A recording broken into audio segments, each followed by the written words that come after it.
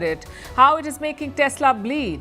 What does it mean for Elon Musk's business empire, and what does it mean for the countries that tried to woo Musk to reach Trump?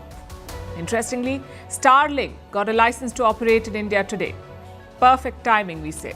And in the middle of all of this, Donald Trump called Xi Jinping.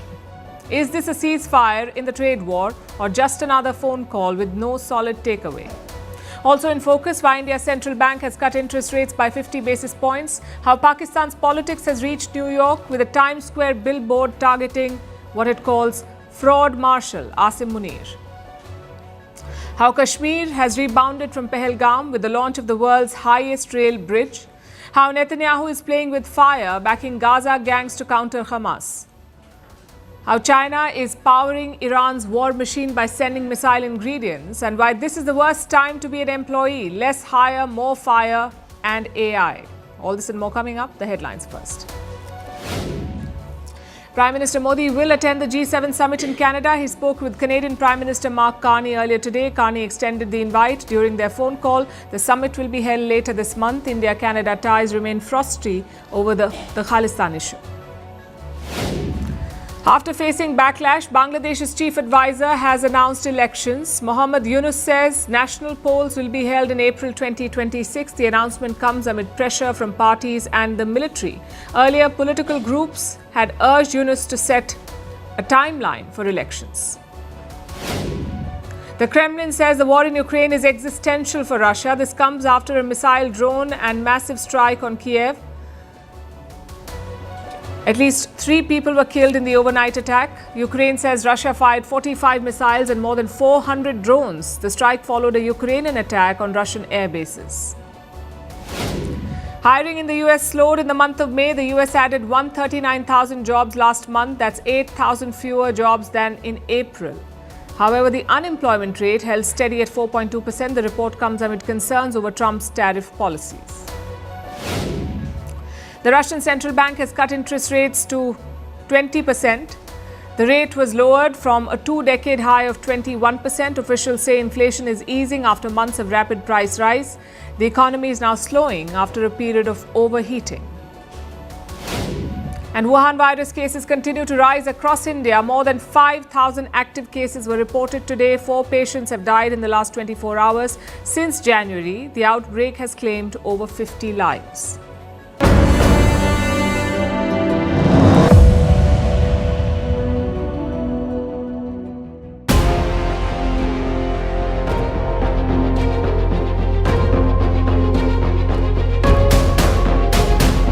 You show what matters by your actions, not your words. I'm very disappointed in Elon. I've helped Elon a lot.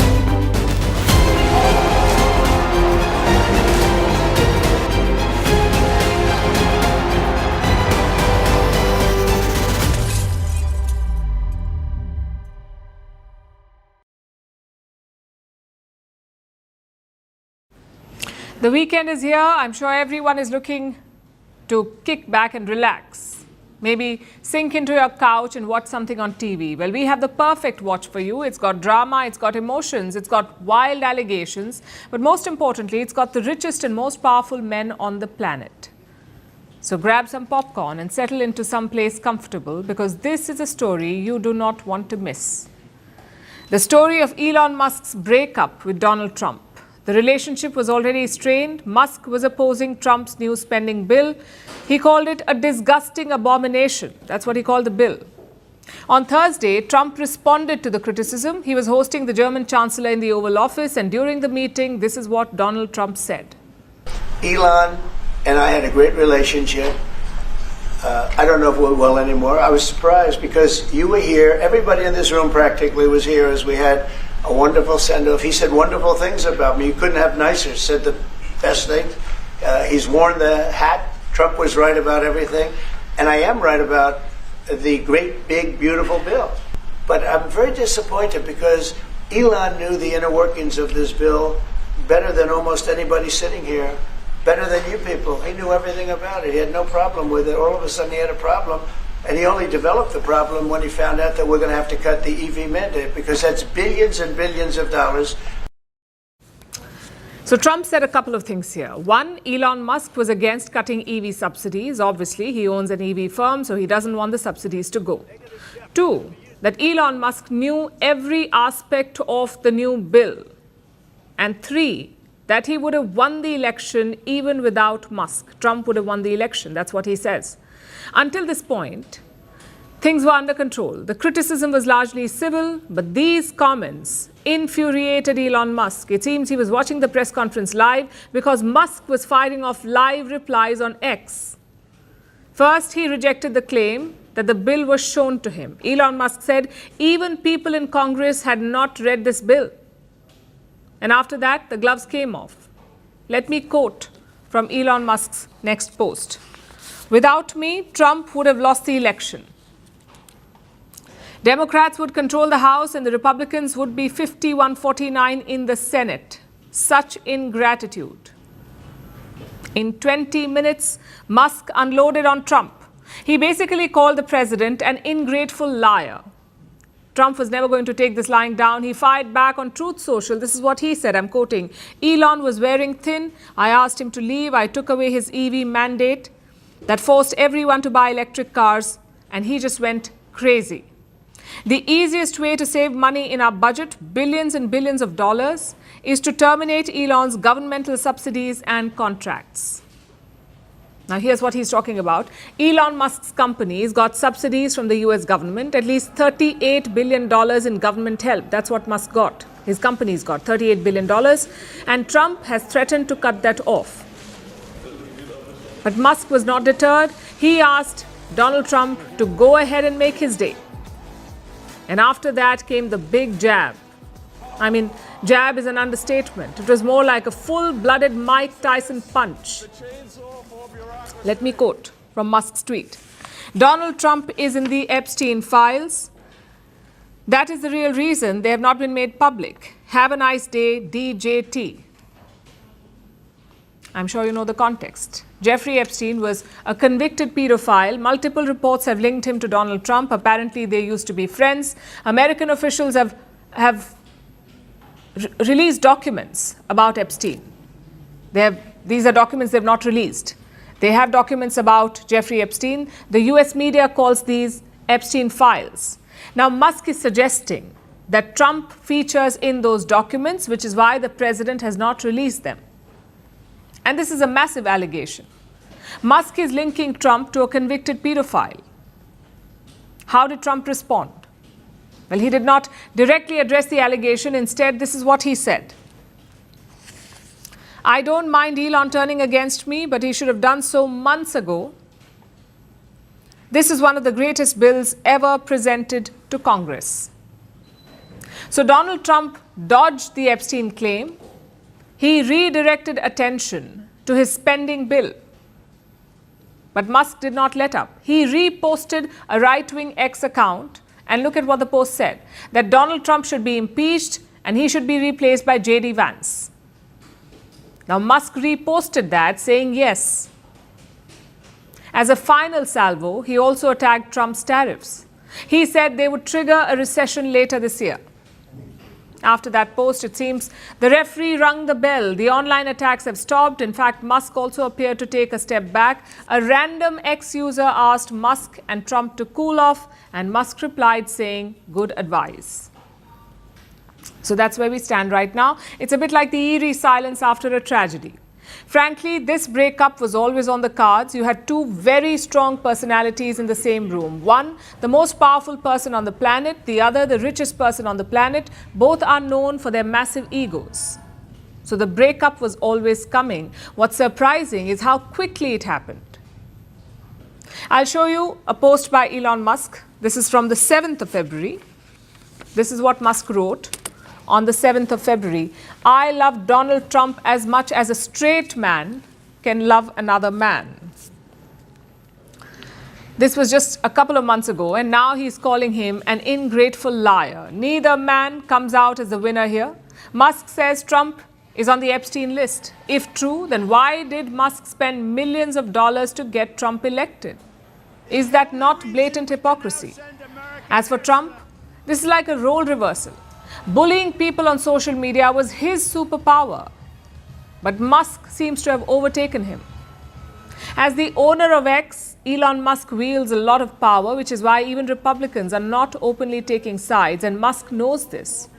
He reminded Republicans that Trump will only be president for 3.5 years, but that he would be alive for 40 more years.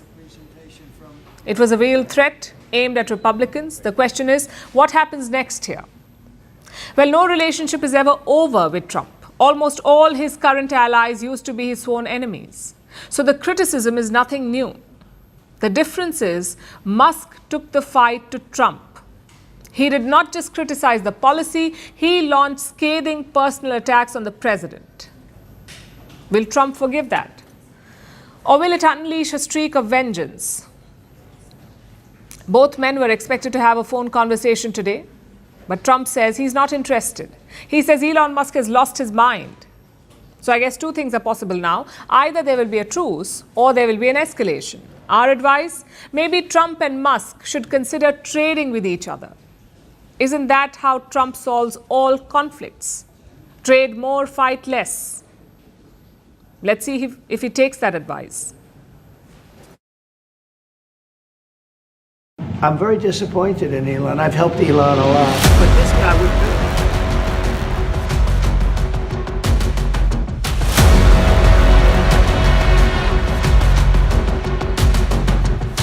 This is the chainsaw for bureaucracy. Chainsaw!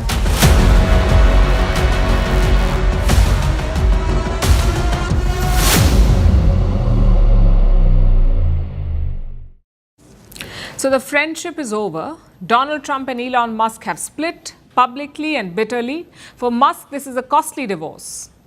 As he sparred with Trump on X, Tesla shares collapsed. They lost $150 billion. $150 billion wiped off from Tesla's market value in just one day. This is what a spat with the US president can cost you. And this could be just the beginning. Because Donald Trump has now painted a target on Musk's back. He is threatening to cancel contracts. Listen to what he wrote on Truth Social yesterday. The easiest way to save money in our budget, billions and billions of dollars, is to terminate Elon's governmental subsidies and contracts. This is a direct threat, and it will have ripple effects on Elon Musk's balance sheet. You see, his businesses depend on the government. From Tesla to SpaceX, they all need government contracts. And most importantly, they need government support to survive and thrive. Let's look at Tesla first. This is Elon Musk's EV company. Today, it is the most valuable car company in the world. Tesla grew not only because the product was good, but also because it got tax breaks. Tesla got government incentives and emission credits. And this made the cars more affordable for consumers. It also helped the company save costs. Since 2007, Tesla has received over $3 billion in tax credits. But now Trump has slashed these concessions. His big, beautiful bill has killed the incentives for Tesla. He had no problem with it. All of a sudden he had a problem, and he only developed the problem when he found out that we're going to have to cut the EV mandate, because that's billions and billions of dollars, and it really is unfair. And when that was cut, and Congress wanted to cut it, he became a little bit different, and I can understand that, but he knew every aspect of this bill. He knew it better than all. No wonder Musk doesn't like this bill. It also explains why investors have bailed on Tesla. Without the tax concessions, Tesla might struggle to compete with other players, and that is just one part of Elon Musk's troubles. The second features his space company, SpaceX. It is also at risk. Now, we all know what SpaceX does. It offers reusable rockets for space missions, and NASA, which is the US space agency, relies on SpaceX for this. It's a big money spinner for Elon Musk, and it heavily depends on the government. Since 2008, SpaceX has earned nearly $21 billion from the US government. In fact, the full potential of its contracts is much bigger because NASA and SpaceX have an agreement. Pay as you go. It's a bit like your prepaid mobile connection. The payments are made in installments. So if NASA pays out every deal in full, SpaceX's earnings will be close to $90 billion, 90. That's 15 times the company's revenue in 2022. SpaceX is also key to NASA's moon program. It flies American astronauts, it handles government satellites, it is racing to expand satellite-based internet. Critics call SpaceX a monopoly in the making, and that dominant position is now at risk. If Trump follows through on his threats, if he cancels these government contracts, Musk is in deep trouble. Of course, as the US president, Trump has many other ways to hurt him. Trump could mobilize American regulators against Musk. His businesses are already under the lens. The FAA has fined SpaceX in the past. FAA is the Federal Aviation Administration. This is America's aviation regulator. It has fined SpaceX for violating license requirements. SpaceX also faces oversight from another agency, the US Environment and Telecom Regulators. And then there's the third business, Neuralink. This is also owned by Elon Musk. Neuralink makes brain implants. It is under scrutiny from the health regulators. It needs approvals to run trials, and it needs licenses to sell its product. In fact, Tesla too faces a probe. The US auto safety regulators are investigating Tesla. They're probing Tesla's driver assistance systems. The thing is, most of these problems are not new. Elon Musk has weathered these storms before, but now the political cover is gone. And even legally, Musk is vulnerable. The SEC has sued him, the Security and Exchange Commission, America's market regulator. This is over Musk's purchase of Twitter. Today, the company is called X, and it is under the scanner. So long story short, Elon Musk has a ton of legal troubles, and Trump may not step in to help him now. The alliance is broken. Musk did not just lose a friend, he lost a firewall. And this is more than a falling out. It is two giants colliding. Both men are billionaires, both thrive on dominance, and both have a habit of bending the rules. Now they stand on the opposite ends of the battlefield. If this breakup turns into a full-blown war, it will rattle not just the markets, it will also shake Washington.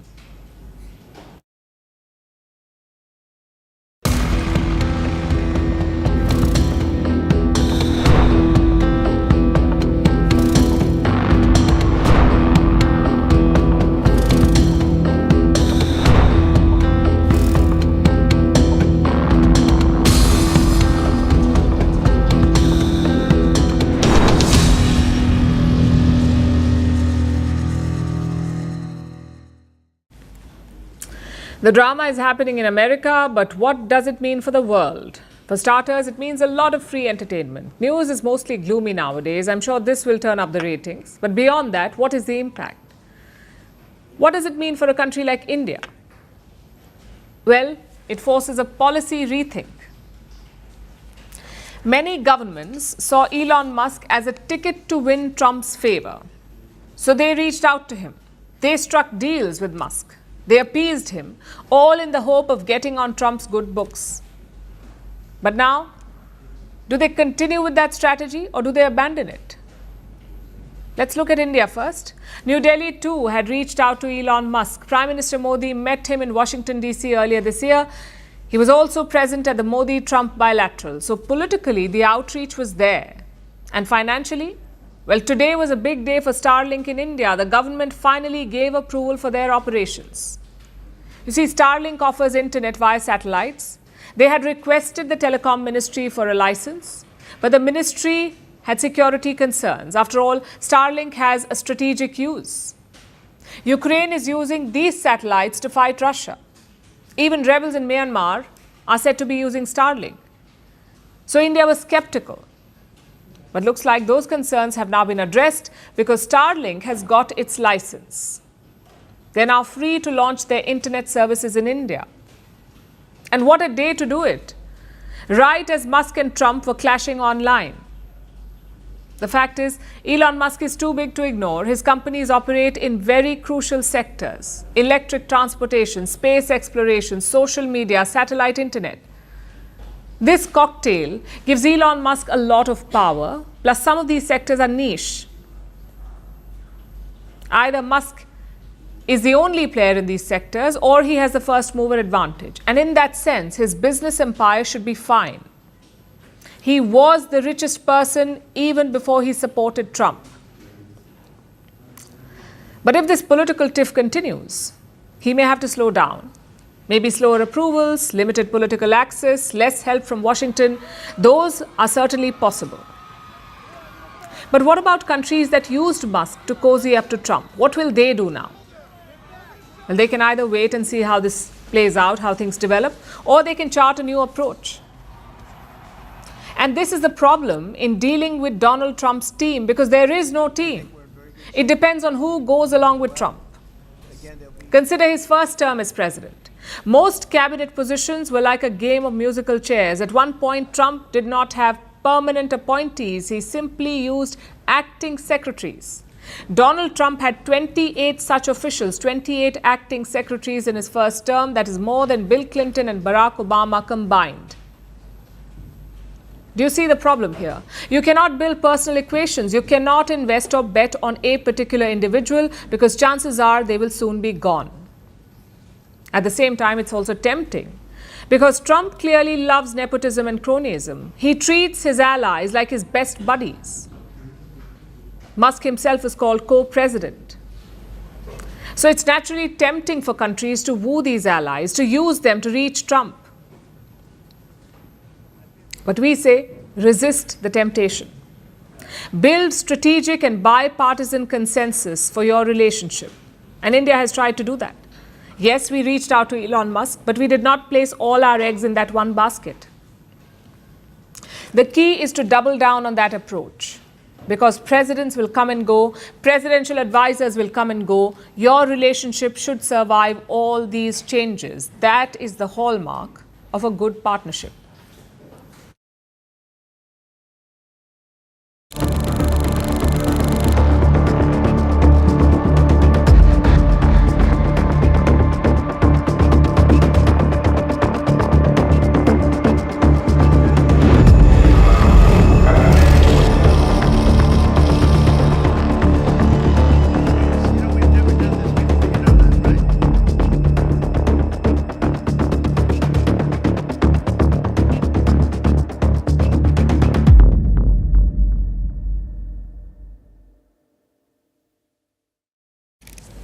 And staying with Donald Trump, he seems to be working the phones round the clock. On Wednesday, he spoke to Vladimir Putin. By Thursday, it was Chinese President Xi Jinping on the line. This call was their first since February. And that's when Trump launched his trade war on China. The conversation with Xi lasted for 90 minutes, and Trump called it a very good talk. We had a very good talk, and we've straightened out any complexity. It's very complex stuff, and we straightened it out. The agreement was we're going to have Scott and Howard and Jameson will be going and meeting with their top people and continue it forward. But no, I think we have everything. I think we're in very good shape with China and the trade deal. We have a deal with China, as you know, but we were straightening out some of the points, having to do mostly with rare earth, magnets, and some other things. At first glance, this looks like a thaw, maybe even a truce. The trade talks are back on. Both sides are discussing a deal. Trump is even heading to China, he says. According to the US president, Xi Jinping invited him for a visit. We have the deal. I mean, we've had a deal. We announced the deal, and we'll be, I guess you could say, I wouldn't even say finalizing it up, Scott. I would say we have a deal, and we're going to just make sure that everybody understands what the deal is. We had a really good conversation. By the way, he invited me to China, and I invited him here. We both accepted. So I'll be going there with the First Lady at a certain point, and he'll be coming here, hopefully, with the First Lady of China. So what led to this? According to Chinese state media, it was Donald Trump. He has been pushing for a call or visit. So the White House initiated the call. Does that mean it's a turnaround from Washington? Well, kind of. Trump launched his trade war hoping to hit China. The US imposed 145% tariffs on Beijing. China fired back with 125% reciprocal tariffs. Trump took it up further with 245% tariffs on some goods. It was dangerous and absurd. It spooked the entire global economy. Then, in the month of May, they agreed to a fragile deal. The US would ease tariffs and China would lift export bans. Donald Trump called it a reset. But then came the accusations. Each side claimed that the other had violated the agreement. So shipments were stalled. There were new export controls, also more visa restrictions on Chinese students. But now Trump has called Xi, and truce appears to be back on the table. It suits everyone. Look at the US economy. They're feeling the pinch. Growth has slowed down. American businesses are alarmed, especially by China's chokehold on rare earth exports. These are minerals that China controls and the whole world needs, rare earths. If China cuts supplies, all kinds of manufacturers will suffer, so American businesses are in a spot of bother. Plus, their chip supplies have been hit. So despite all the tough talk, there's a lot of pressure on Trump, both at home and outside. So Trump did what Trump does. He picked up the phone, he called Xi Jinping. And what did Beijing say? Well, China's readout of this call, China's statement, was not exactly warm. This is their official statement. It noted the Chinese invitation for Trump to visit. And it did not mention anything about Xi's trip to Washington. The statement repeated China's old talking points that Beijing has lived up to its promises, the export delays are procedural, and that Washington should withdraw its negative measures. In fact, on Taiwan, the message was even more blunt. Xi Jinping warned the US against supporting separatists. That's what he called them, separatists. So China's tone has not softened at all. Does that mean the US president is backing down? Well, this is where it gets murky. There aren't any major concessions from China. There are only reversals from Trump. He is the one walking back on restrictions. He is the one welcoming Chinese students and scheduling visits. Did you talk about the Chinese students? Are you allowing them to come to the US? You know, Chinese students are coming. No problem. No problem. Okay, and on It's our Russia? honor to have them, frankly. Look, we want to have them. So who blinked here? You could say both. Both sides did.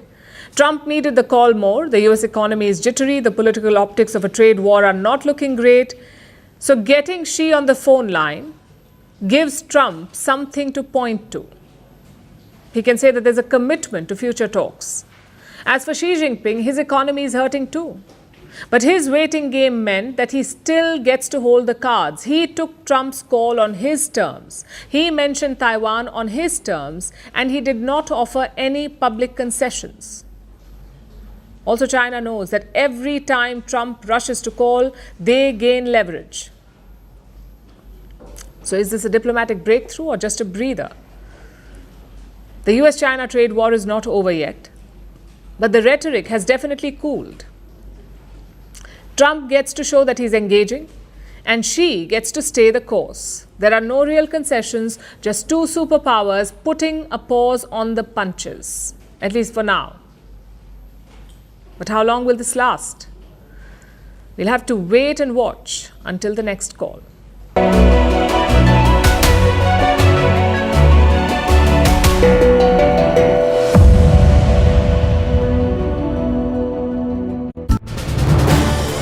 This is News 18 Network.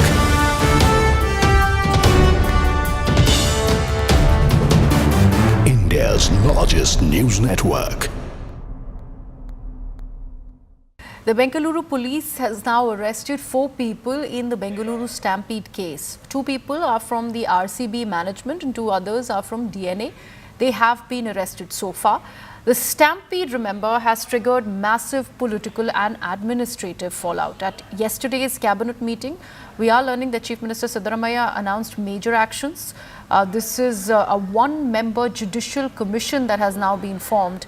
Meanwhile, we're also learning that senior police officials have been suspended, including the Cubbon Park police inspector, the area ACP and the central DCP, also additional commissioner of police, and even the Bengaluru City Police Commissioner. 1996 batch IPS officer Srimat Kumar Singh is now the new commissioner.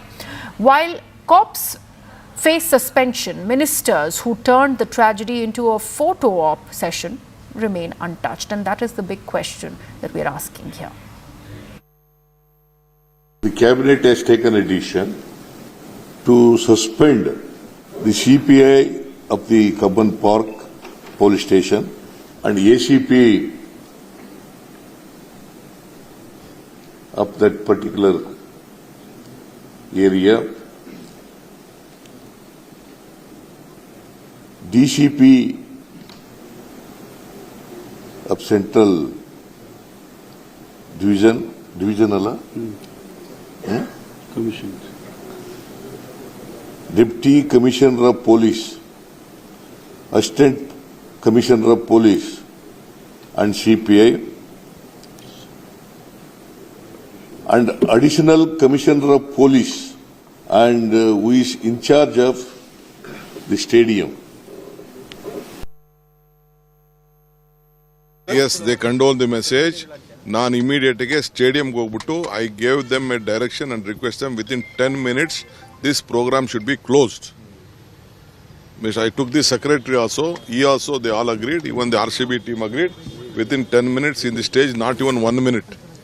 5 minutes they closed the program and they went around that.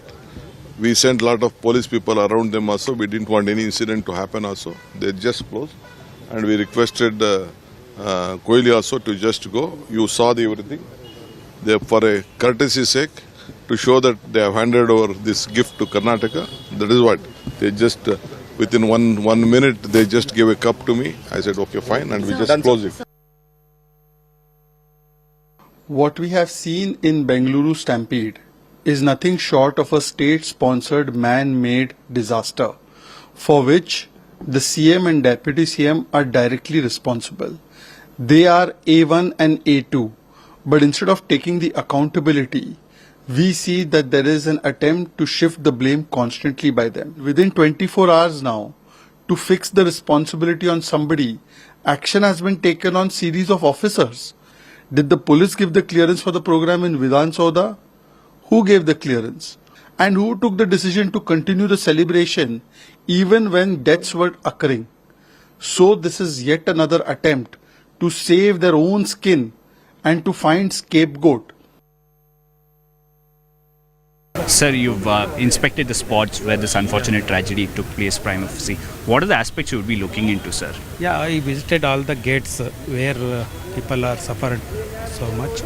I take a situation of the ground reality of the stadium.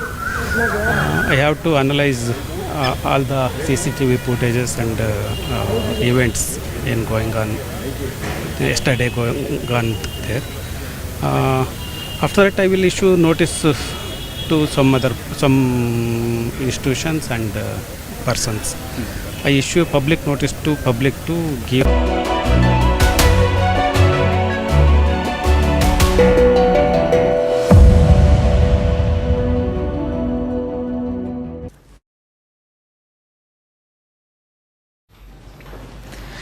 The global economy has never been harder to read.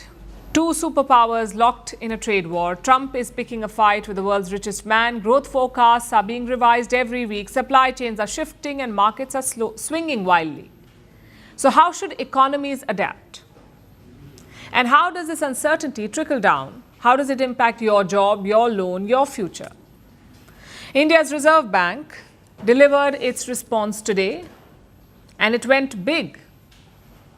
The Reserve Bank of India announced a 0.5% cut in interest rates. After a detailed assessment of the evolving macroeconomic and financial developments and the economic outlook ahead, the MPC decided to reduce, which is widely expected, the policy repo rate under the liquidity adjustment facility by 50 basis points to 5.5%. This is one of the biggest cuts in recent memory, bigger than what most economists had expected, and the markets welcomed the news. Both the Sensex and the Nifty gained by around 1%. This is a clear signal to the world. India is taking control of its economic strategy in a world that is losing direction. And this is why the RBI cut the repo rate today. But what exactly is the repo rate and why should it matter to you? Well, in simpler terms, repo rate is interest rate. This is the rate at which the RBI lends money to commercial banks. Banks sometimes need money for the short term to meet the daily demands for customers, to process withdrawals, to lend to customers, and for their own operations. This loan from the RBI comes at a cost, an interest rate that banks must pay. And that cost of borrowing or interest is called the repo rate. Today, it has been cut by 0.5% or 50 basis points. That means it is cheaper for banks to borrow money from the RBI. And here's something you should know. This is an old tool. It's an important tool for central banks to keep the economy moving, to control inflation, and to manage growth. This move serves two purposes: boosting growth and reducing price rise. We'll start with growth. India has been doing well for itself. It remains the world's fastest growing major economy, but the growth rate has dropped. The momentum has slowed over the past year. In the last financial year, India grew at 6.5%. We are already growing at a very fast pace. 6.5% is the highest, not only last year amongst major economies, but even in the last decade. Of course, we aspire to grow at a higher rate, and we are making all efforts in our vision of a Viksit Bharat by 2047. 6.5% growth, that's a good number, but not when compared to previous years, when India grew at 8% on average.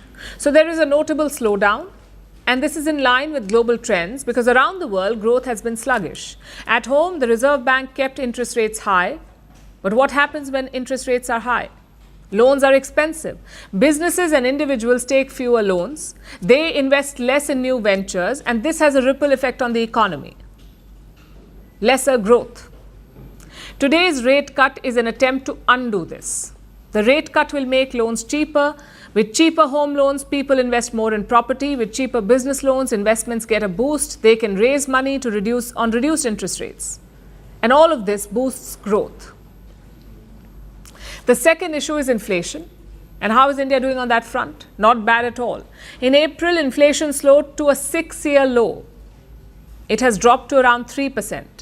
The RBI's limit for inflation is 4%. So at 3%, India is quite comfortable. Inflation has softened significantly over the last 6 months from above the tolerance band in October 2024 to well below the target. Its latest numbers are 3.2%, with signs of a broad-based moderation. Food inflation has eased, fuel prices have normalized. This gave the central bank some breathing space. When inflation is high, a rate cut is tough because cheaper loans fuel price rise. But with inflation under control, the RBI can pump more cash into the economy. Their own forecast for this year says that inflation will be at 3.7%. Again, well within the ideal range, well below 4%. So this rate cut checks a lot of boxes. It boosts lending. It promotes spending, it gives businesses scope to expand, and it can put more money into the hands of people. But are there any downsides? Yes, there are. Lower interest rates come at a cost. They impact savings. They can impact savings, especially savings of pensioners and senior citizens. Many of these people keep their savings in bank deposits. They depend on them for a steady income. Rate cuts erode those returns because banks reduce interest on savings. They shrink payouts on fixed deposits. So while the borrowers stand to gain from this move, savers may end up losing. Those who use fixed deposits for stable returns, they may lose. In the months ahead, we could see a shift. More investors may turn to government bonds, debt funds, even the stock market. As interest rates drop, they can deliver better returns. But remember, these assets also carry a risk. So choose your investment vehicles carefully. Interest rates may be falling, but market volatility is not. The RBI's decision is a response to global uncertainty, to weak demand, and to shaky investor confidence. With this move, India is not just cutting rates, it is shoring up resilience and signaling stability in a time of global flux.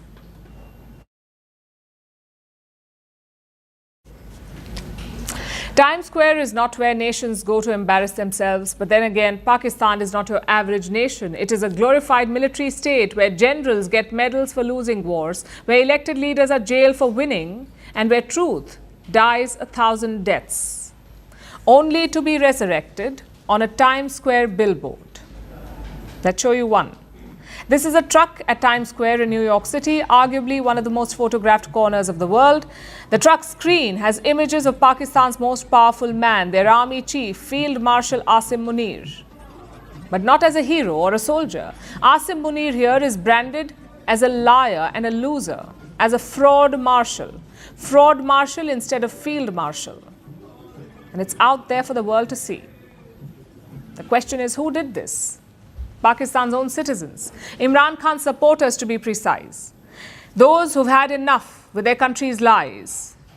Because look at what one of these images said. Give Asim Munir a polygraph test, aka the lie detector test. Why? Because of Islamabad's recent claims about India, the recent lies. Guess Pakistan doesn't need a reality check from the world, its own citizens are enough. And we would like to tell them that we agree. In any sane country, military promotions follow victory. You lead your troops, you win a battle, you receive military honors. But in Pakistan, you hide in a bunker, preside over a military defeat, and then get awarded. India struck terror camps in Pakistan. India struck military bases in Pakistan. Islamabad tried to hit back but failed. And yet, Asim Munir did not get sidelined. He got a 5-star promotion. He was made Field Marshal, the highest military rank in the country. So the fraud marshal image makes absolute sense. But this is not just about military ranks, it is also about Imran Khan. Imran Khan was once the military's golden boy. He came to power with their help. Khan and Munir used to be on good terms. Khan appointed Munir as the Director General of the ISI, that is Pakistan's spy agency. But then Khan started taking his role as Prime Minister seriously. He stopped taking orders from the army, and that is when the knives came out. The military turned against him. They banned his party. They jailed him on multiple charges. And when that wasn't enough, they tried to erase him from public memory altogether. The problem is, Imran Khan refused to be erased. He is said to enjoy immense public support in Pakistan, and evidently outside Pakistan too. The latest Times Square billboard is proof. You've got to admire Pakistan's commitment, though. The army thought if they kept saying victory, people would forget.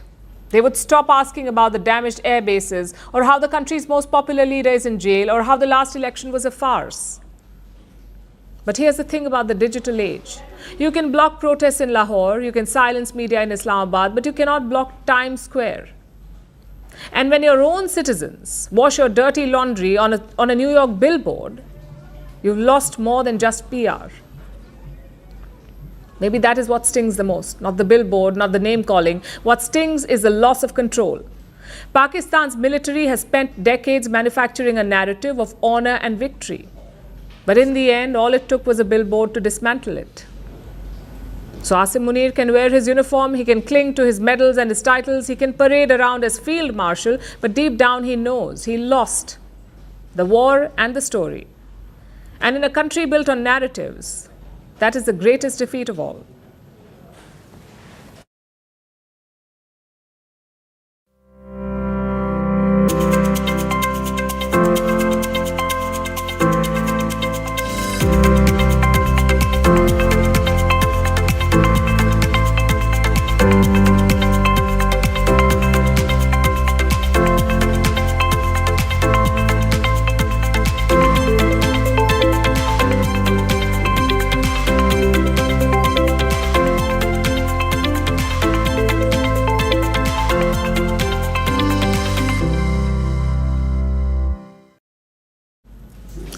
A few weeks ago, Kashmir was devastated.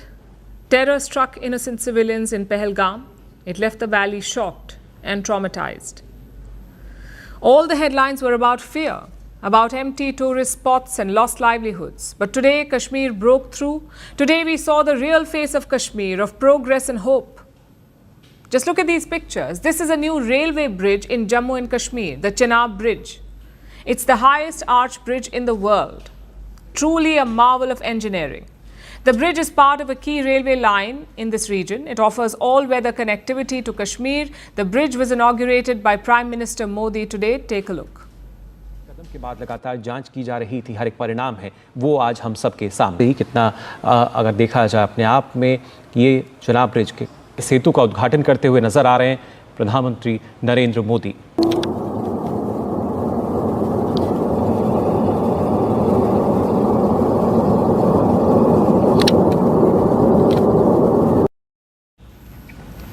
Some quick numbers now. The total cost of this project was 1,400 crore rupees, which is around $163 million.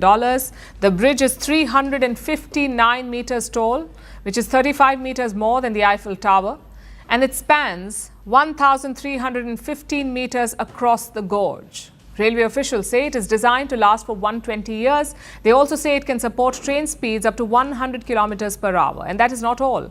Authorities say this bridge is earthquake-proof. It can withstand tremors up to magnitude 8. They also say it can survive bomb blasts. Like I said, it's an engineering marvel. The bridge was designed by the Indian Institute of Science in Bengaluru. Some inputs were given by IIT Delhi and IIT Roorkee. And frankly, this was a Herculean task. You had to account for so many variables. The cooler temperatures, the seismic activity, the violent winds, the rocky gorge, all of this had to be factored into the construction. And they succeeded. The bridge can endure up to minus 20 degrees Celsius. Officials say it can also withstand winds up to 266 kilometers per hour. Just south of this bridge is another marvel, the Anji Cable Bridge. This is India's first cable rail link. It uses 96 cables to hold up the structure. Again, authorities say it can handle rough conditions, wind speeds up to 213 kilometers per hour and train speeds up to 100 kilometers per hour. Both these bridges are part of the same line. Now we come to the real-world impact. The main goal is to connect Jammu and Srinagar.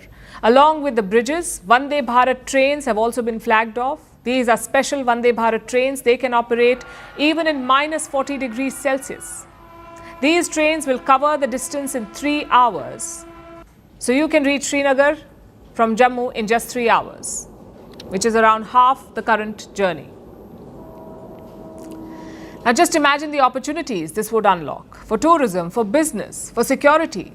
It reaffirms the importance of connectivity for growth. You cannot grow as an island. You must be connected to other centers. Beyond connectivity, this project is important for 2 reasons. One is the skill required to make it. This is arguably India's biggest engineering marvel.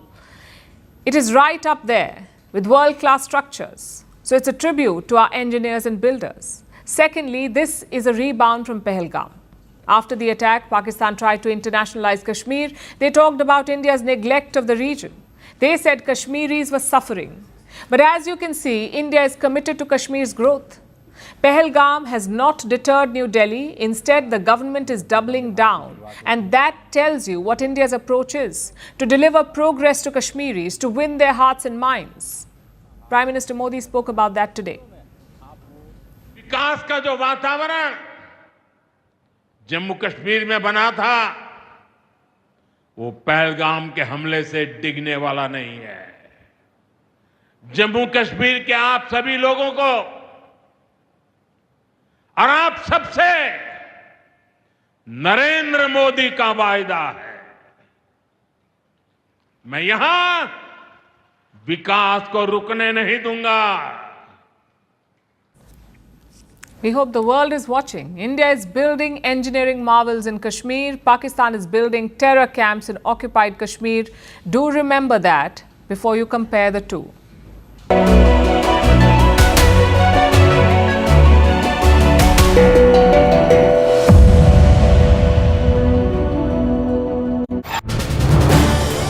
This is News 18 Network.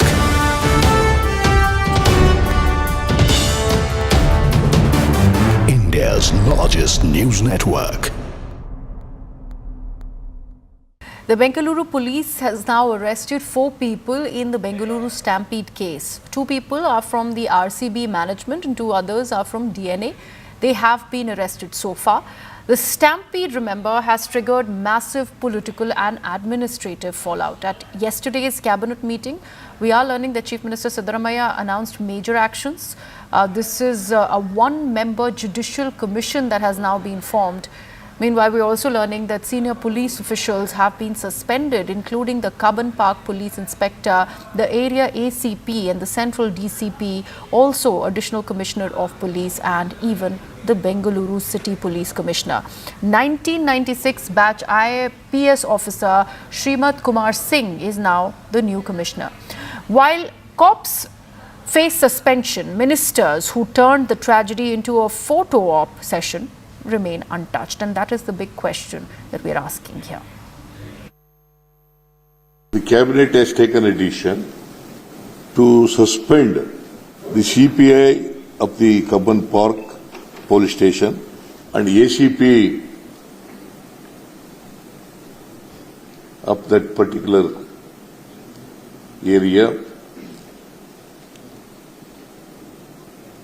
DCP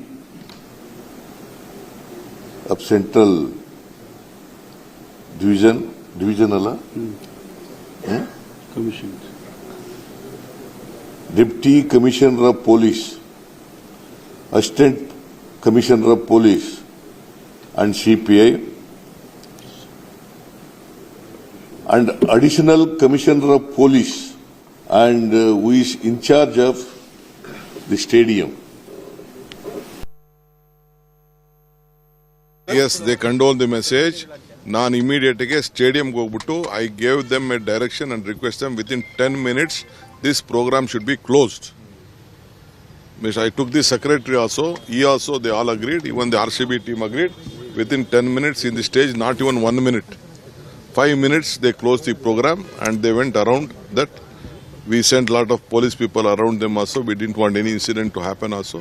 They just closed and we requested Kohli also to just go. You saw everything. They, for a courtesy sake, to show that they have handed over this gift to Karnataka.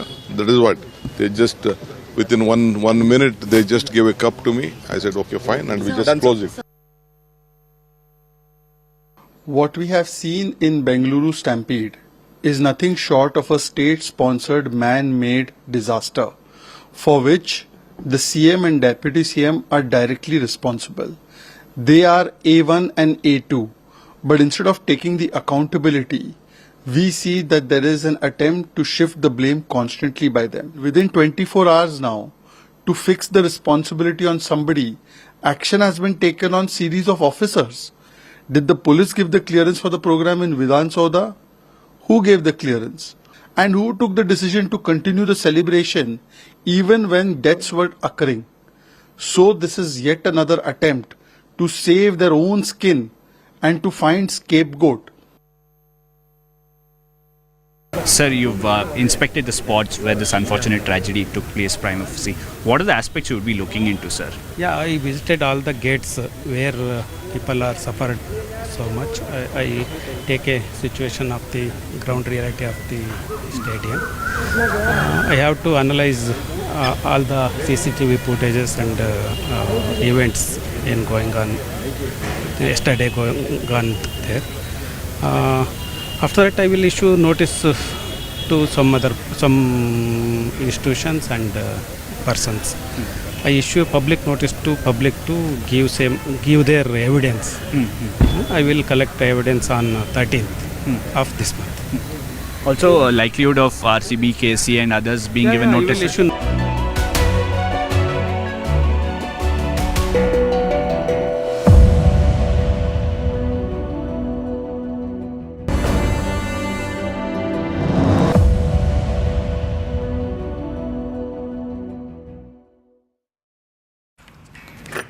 Today's joke is quite obvious. The big, beautiful breakup between Donald Trump and Elon Musk. The internet has got some wild ideas to settle it. Some say this will end with Trump deporting Elon Musk. I know it sounds crazy, but looking at the last 100 days, who knows? Anything is possible. Others say that Trump and Musk should fight inside a cage, though I'm not sure Secret Service will like that idea. Frankly, this spat may have an unintended consequence. The more they fight each other, the less they obsess over dumb ideas, like a genocide in South Africa or a global tariff war or an invasion of Canada or Greenland.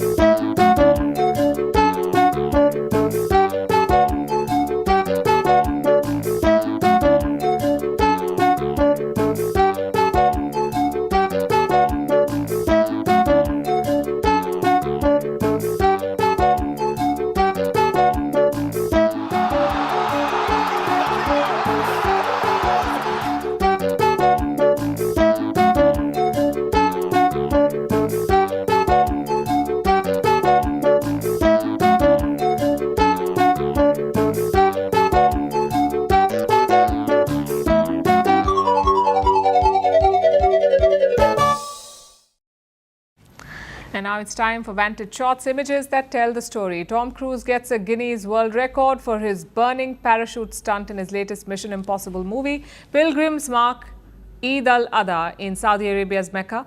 And Trump and Zelensky take center stage in a Cantonese opera. Finally, we're taking you back in history. On this day in 1944, Allied soldiers landed on the beaches of France's Normandy to fight the Nazis. This was the biggest sea invasion in history. This Allied invasion is commonly known as D-Day. Despite Nazi resistance, 155,000 Allied troops pushed on. The D-Day landings were key to finally freeing Europe from Hitler's rule. We're leaving you on that note. Thank you for watching. Have a good weekend. One of the factors that prevented even greater success in Normandy. Meanwhile, unloading the heavy stuff has gone on and will go on.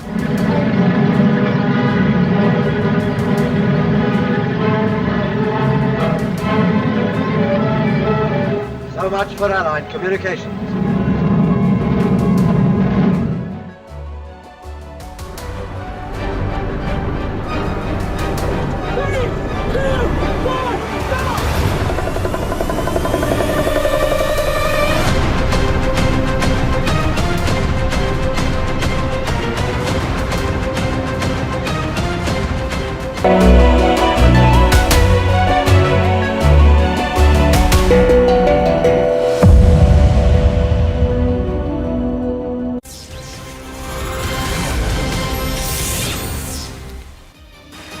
Hello and welcome to the late night edition with me, Ayushman Singh Jamwal. Big breaking news coming in on the international front, where a federal jury in the United States has convicted a Pakistani weapons smuggler named Mohammed Pahalwan for transporting Iranian weapons to Houthis in Yemen. Reports suggest the Pakistani national worked with operatives affiliated with Iran's Islamic Revolutionary Guard to smuggle arms from Iran to the Houthi rebel forces. The Pakistani national was nabbed in a military operation off the coast of Somalia in 2024 with ballistic missiles